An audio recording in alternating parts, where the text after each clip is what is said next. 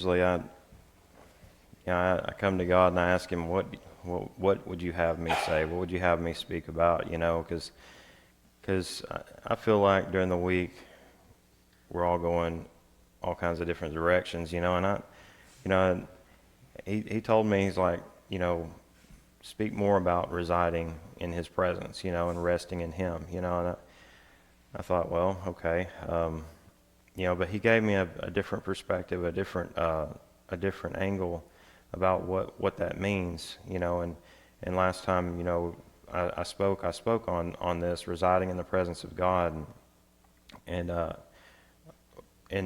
and what that means, in a spiritual sense.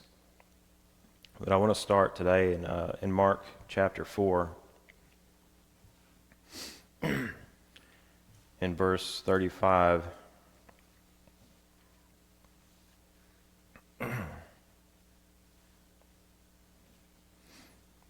In the same day when the even was come, he saith unto them, Let us pass over unto the other side. And when they had sent away the multitude, they took him, even as he was in the ship, and there was also with him other little ships. And there arose a great storm of wind, and the waves beat it into the ship, so that it was now full.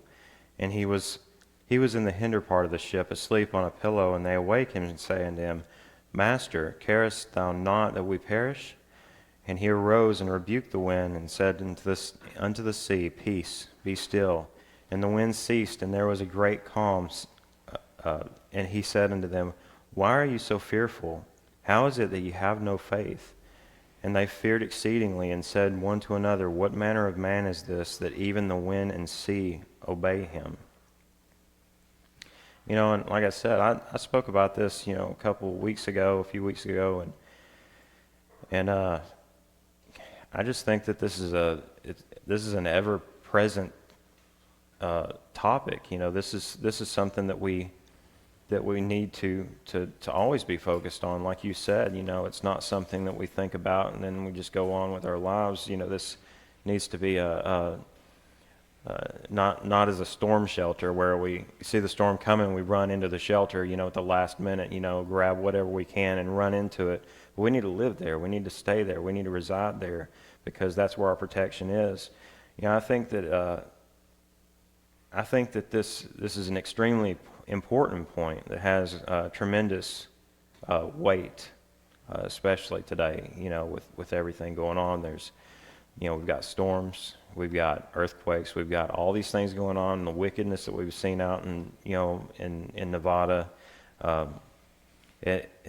These things, how can we explain these things in the physical? How can we reason these things out? We can't. I mean, it is fearful if we let it be, if we focus on those things that are meant to bring fear. After all, these things that are coming upon the earth will cause men's hearts to fail. It says that in Luke 21, verse 26.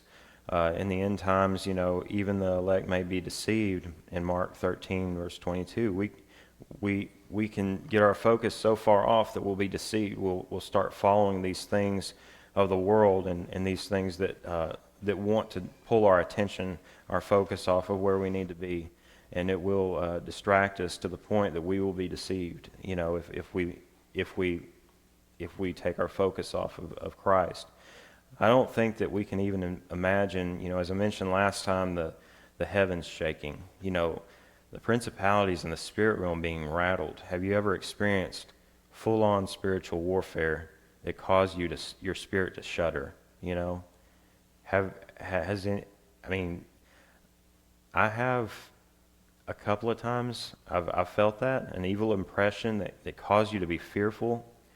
Sometimes of your own shadow, to make you physically sick. Just that you can feel it inside, magnify that there that there was a sense of something there, that was attacking you. I remember this one time I was probably about 9 or 10 years old, and I remember for some reason it was dark. I was asleep, and I remember just awaking out of this sleep, and I was faced towards the bed was like next to the wall. I was faced towards the wall. I could see light coming in from the hallway. There was a crack, the door was cracked, and there was light in the hallway coming in. And I remember facing that wall, waking up, and for some reason, and I don't remember if I was having any kind of dreams or anything like that, but I was terrified, petrified when I woke up for no reason at all. I thought, why, at the time I was thinking, I am terrified. And I was looking for that little piece of light there. I was looking at the light, and I was like, if something blocks that light, I'm in trouble. That was my thought process. If there's a shadow that comes across that light. So basically, if that light disappears, I'm in trouble. That is what I'm focused on, is that light, and it was such a simple fear, I mean, as a child, you kind of have these things that come up, and you laugh about it later, and at the time it's just one of those things that just shakes you, and you reach out for anything like that light being cast on the wall, to grab onto. If that light goes away, I'm in trouble. But if we go back to the example here of Jesus and his disciples in this boat in the middle of this storm, we notice that there's a completely opposite reaction for the disciples and for Jesus. They're running around, they're going crazy. What are we going to do? This boat is rocking back and forth. It's got water in it. And Jesus is asleep. He's like, what is the big deal, guys? They wake him up. Master, are you going to let us die? It's like, what's the problem? And then he rebukes it. He's like, why are y'all so fearful? Where's this fear coming from? Just don't focus on the storm. Don't focus on that. Because that is deceiving you and leading you down that path of fear and worry, and it just completely takes your perspective and your focus off of where it needs to be. And Christ, said,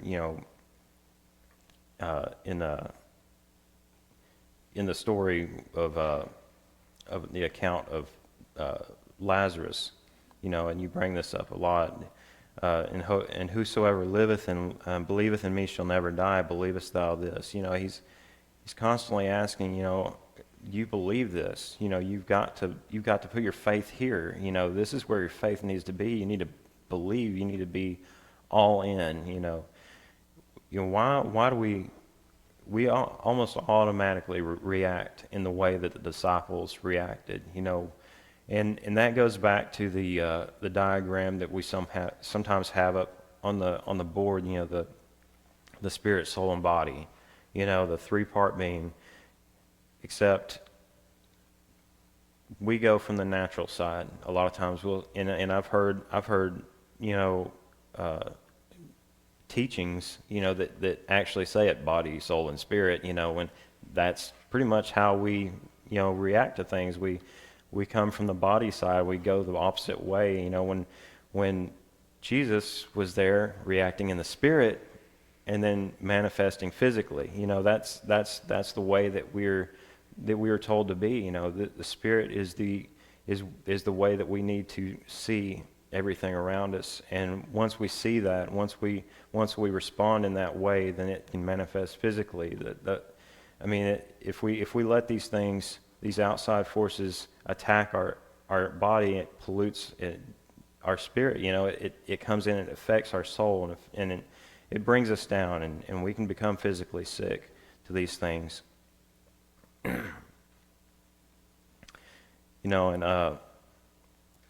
Talking about the storms, that we see in our lives, each of us has a different type of storm that we go through.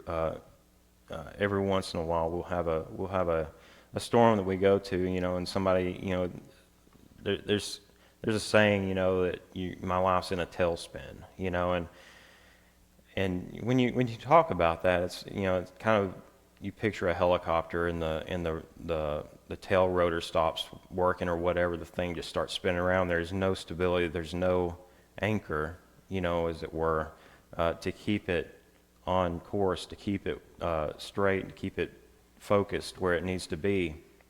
In Hebrews chapter 6,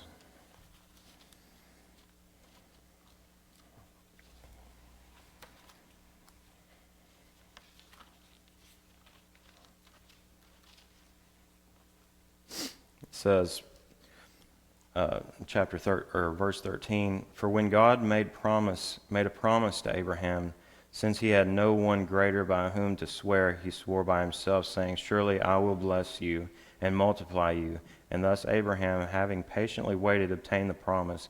For people swear by something greater than themselves, and in all their disputes an oath is final for confirmation. So when God desired to show more convincingly to the heirs of the promise the unchangeable character of his purpose, he guaranteed it with an oath, so that by two unchangeable things in which it is impossible for God to lie, we who have fled for refuge might have strong encouragement to hold fast to the hope set before us.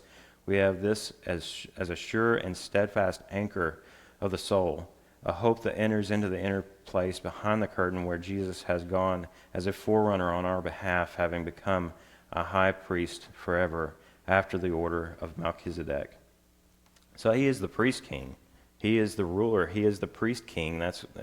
I heard a teaching on the order of Melchizedek and exactly what that means, and it kind of blew me away, because it's the priest king. It's the God's chosen king, priestly king. He goes before us always in trials, and even when we're in a tailspin, he knows our struggle. And that's kind of what popped out to me, in youth group last week. We were talking about the story of the prodigal son, and that one verse in there that is kind of always hit me. Anytime I've seen this account in Luke 15, verse 20, "And he arose and came to his father, but when he was yet a great way off, his father saw him and had compassion, and ran and fell on his neck and kissed him." And that word compassion has always kind of stood out to me, because I'd heard it broken down before and what it means, and basically means to suffer with. The definition would say deep awareness of the suffering of another, accompanied by the wish to relieve it. But it comes from the Latin word compati. I don't know how to pronounce Latin, but com meaning with, and pati to suffer. So he suffers with us. He knows what we're going through. He goes before us in these things, and we need to keep our focus on him, because he is our anchor, in those times, and that's what I've seen in that. But in another example, the miracle of the feeding of was it 5,000? I've heard different numbers, because it doesn't count the children and women. There's more there, But in Mark 6, verse 33 and 34, "And the people saw them departing, and many knew him, and ran afoot thither out of all the cities, and out went them, and came together unto him. And Jesus, when he came out, saw much people, and was moved with compassion toward them, because they were as sheep not having a shepherd, and he began to teach them many things." These were people who were lost, and like I was saying last time I spoke, those people that are going to be, that when all these things are shaking, we're going to have neighbors, those people around us that are looking for that light, and they're not finding it, and they're going to be in a tailspin, basically. So these were lost people. They had no anchor. They were searching for a rock to stand on. They were not only physically hungry, they were spiritually starving. They were spiritually looking for some kind of sustenance, something that they could hold on to. Have you ever been given a word by God in a situation that you didn't expect yourself in, And I remember one time David was on his way back from I believe it was working in Missouri or Oklahoma, and he got back. He was hoarse. He could hardly speak because God had laid on his heart. And the whole way back, he was talking this guy's ear off. And I remember that because it's like those are the times that we are given something and we must share it. Because that is the word that we're given, and and I've had that happen a couple of times. When God gives you that word, that message, don't hold it back. Don't say, come back tomorrow and I'll tell you. Just if we have it, we need to make it available to those around us because we don't know their situation. We don't know what kind of what situation that they're in, but we can tell that they're in trouble. They need that word. They need that. They need to be able to latch onto that anchor as well. So, have compassion. A brotherly love, a suffering with those around us who are lost in their own storm. Like I said, there are many types of storms. We're not just talking about weather. We're talking about these things that shake us. It's one thing after the other in this world, it seems. But we all have something that shakes us, and we need the same. And that brings me to my next verse about the Good Samaritan. In Luke chapter 10. Verse 30, and Jesus answering said, a certain man went down from Jerusalem and Jericho, and fell among thieves, which stripped him of his raiment and wounded him, and departed, leaving him half dead. And by chance there came down a certain priest that way. And when he saw him, he passed by on the other side. And likewise a Levite, when he was at that place, came and looked on him, and passed by on the other side.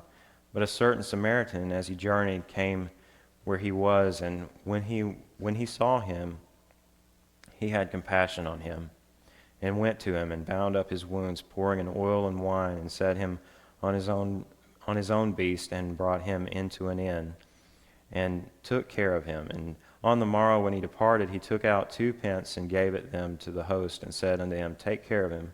Whatsoever thou spendest more, when I come again, I will repay thee.